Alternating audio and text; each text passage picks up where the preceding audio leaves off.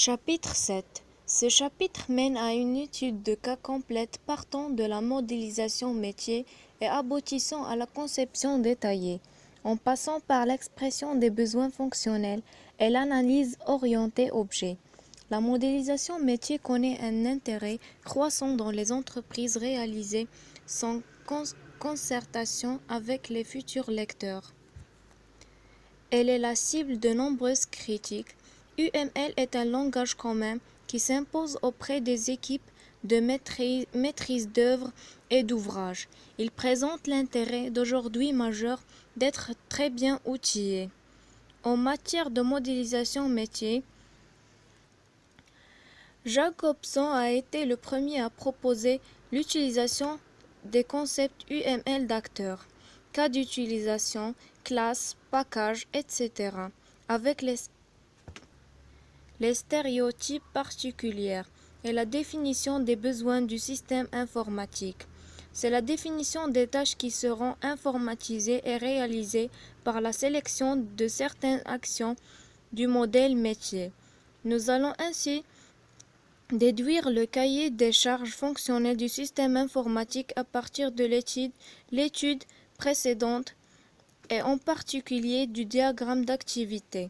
Le système doit permettre d'initialiser une demande de formation et de suivre cette demande jusqu'à l'inscription effective d'un employé.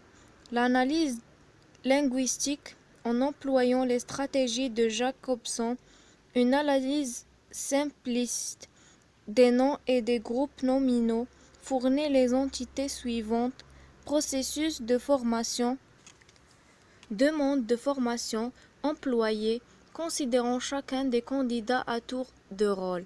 Une analyse simpliste des noms et groupes nominaux, on obtient les entités suivantes: responsable, accord, l'intéressé. Une nouvelle analyse rapide des noms des groupes et groupes nominaux fournit les entités suivantes: accord, responsable, catalogue, formation. Une analyse sommaire des noms et groupes nominaux permet de relever les entités suivantes: employé, liste, session. Une fois encore, l'analyse linguistique nous fournit les entités candidats, employés, choix, participants. Cette analyse nous permet de les entités candidats, suite, facture, organisme de formation. En UML, le seul mécanisme de regroupement de classes disponible est le package. Pour conséquent, les couches horizontales et les partitions verticales se traduisent également par les packages.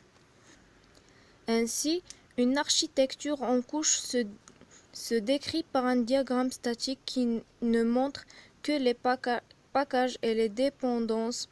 UML2 a reconnu l'importance de ce type de diagramme en haut niveau en officialisant le diagramme de package comme un type de diagramme de package, comme un type de diagramme UML à part entière.